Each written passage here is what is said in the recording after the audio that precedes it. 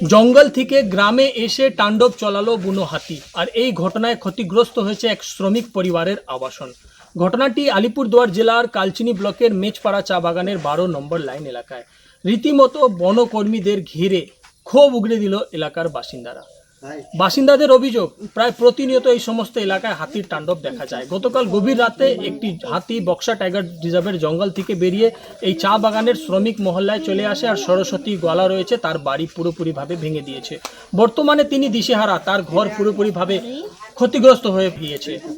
সরস্বতী গলা জানান, সম্প্রতি প্রধানমন্ত্রী আবাস যোজনার অন্তর্গত তিনি ঘর পেয়েছিলেন।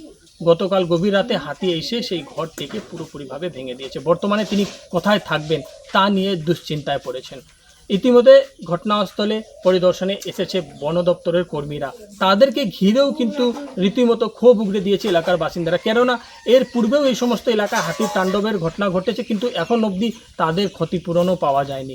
নতুন করে আরেকটি ঘটনা, সরস্বতীর গোয়ালার পুরোপুরি ঘরই বর্তমানে ক্ষতিগ্রস্ত। এখন শীঘ্র ব্যবস্থা নেওয়া হোক বলে দাবি তুলছেন এলাকার বাসিন্দারা। এর আগেও এই ঘরটা মানে ভাঙা ভাঙা হয়েছিল, হাতিয়ে ভাঙছিল। তখনও মানে আমাদের ডিপার্টমেন্ট থেকে এরা কিচ্ছু সুবিধা পায় নাই। 4বার তো ডিপুর এখানে গেছে, তাও ডিপার্টমেন্টরা কিচ্ছু দিল না। শুধু একটা ফর্ম দেয়, ফর্মটা ফিল আপ করে ওইখানে জমা সাবমিট করা হয়, তারপরে কিছু পাওয়া যায় না। এরকম অবস্থাটা আজকে যে দেখলাম, এরা 4 পরিবার, কিন্তু এখন এরা 3 জন আছে। ওর স্বামী এখানে তো থাকে না, ও কাজ করতে গেছে বাইরে। যদি রাত্রে এখানে ঘুমাই থাকলে এদের কি বলবে, এদের মানে বাঁচতো না। মানে এইরকম অবস্থা হয়তো, যেখানে ঘুমাই ওই বেডটাই ভেঙে ফেলেছে, পুরো ওয়ালটাই ওইখানে ভেঙে পড়েছে। মানে এরকম অবস্থা হয়ে গেছে। এখন দেখি এরা তো গরিব মানুষ, বাগানে চাকরি করে পাতি তুলে, আর ওর স্বামী তো এখন বাইরে কাজ করে। এখন এরা থাকবে কোথায়? সরকারি ঘর পেয়েছিল। হ্যাঁ, এটা তো মনে হলো যে পিএম হাউস এটা পেয়েছিল। তারপরেও এই ঘরটা হাতি এসে আগে ভাঙছিল।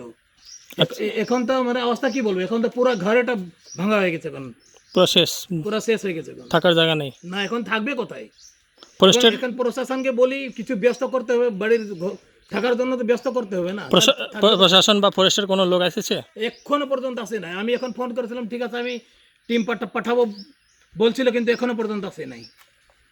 মানে এই অবস্থাটা আমাদের গ্রামে। হাতি তো সামনে জঙ্গল আছে, মধু ফরেস্ট, ওইখান থেকে মানে কি বলবো, ডেলি চলে আসে এখানে। বন দপ্তর সহযোগিতা করছে না? না, কিচ্ছু করে নাই। আলিপুরদুয়ারের মেচপাড়া চা বাগান থেকে অজয় শাহ, কলকাতা টিভি।